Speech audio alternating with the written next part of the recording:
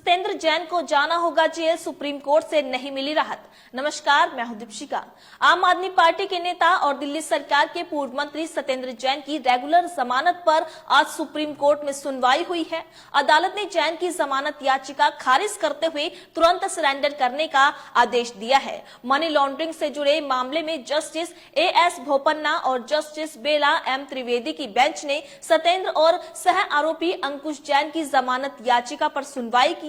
जैन 26 मई 2023 से medical bell पे थे और 25 सितंबर को कोर्ट ने सत्येंद्र की अंतिम जमानत को 9 अक्टूबर तक बढ़ाया था।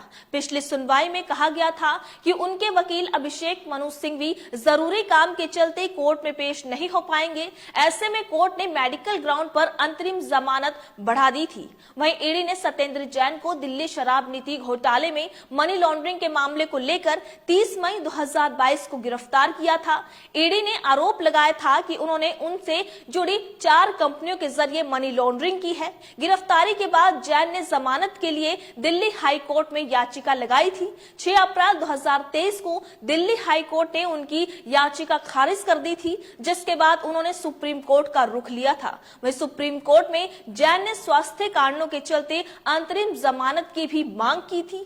26 मई 2023 को कोर्ट ने उन्हें अंतरिम जमानत दी। तब से अभी तक उनकी जमानत बढ़ती गई। वहीं एक हफ्ते में 3 बार अस्पताल पहुंचे थे जैन।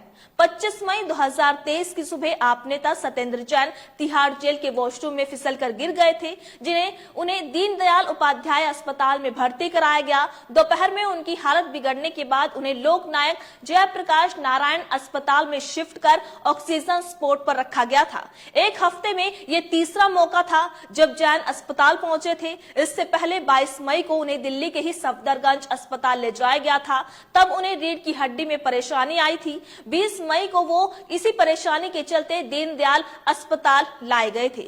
वहीं मई 2022 में गिरफ्तारी हुई।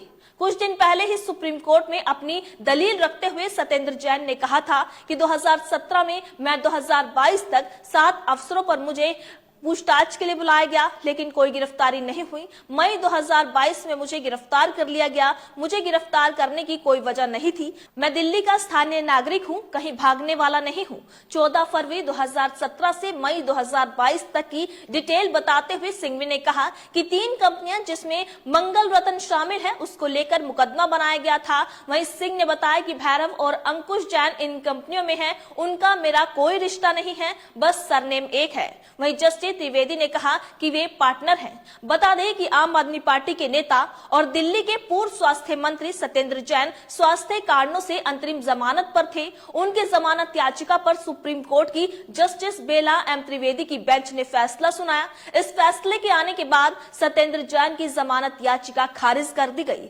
वहीं तो आप देख सकते हैं कि आम आदमी पार्टी के नेता और दिल्ली सरकार के पूर्व मंत्री सत्येंद्र जैन की रेगुलर जमानत पर आज सुप्रीम कोर्ट में सुनवाई हुई।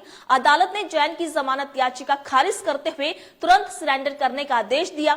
लेकिन इस बीच बड़ा सवाल ये खड़ा होता है कि ईडी सीबीआई अब तक कोई सबूत क्यों नहीं दिखा पाई। जैसे कि सुनने में आ रहा है बीजेपी सरकार ईडी और सीबीआई का इस्तेमाल सिर्फ विपक्षी नेताओं पर कर रही है। जैसे दिल्ली के मुख्यमंत्री को 9वां समन भेजा गया, एक अलग जल बोर्ड को लेकर मामले को लेकर उन्हें समन भेजा गया है। इसी तरह अब ईडी ने सत्येंद्र जैन की जमानत याचिका को खारिज कर दिया। ये कहां का न्याय है कि बीजेपी अपने नेताओं पर कार्यवाही नहीं करती जिन पर पोस्को एक्ट के तहत मामले दर्ज होते हैं।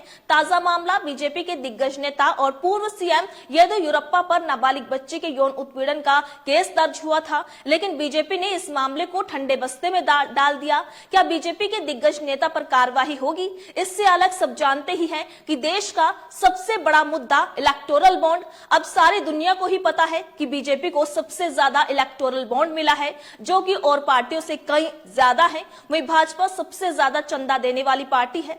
वहीं भाजपा को सबसे ज्यादा चंदा मिला है। भाजपा को 6060 करोड़ रुपए मिले हैं। ईडी और सीबीआई की इस मामले को लेकर बीजेपी सरकार को क्यों समन नहीं भेजा?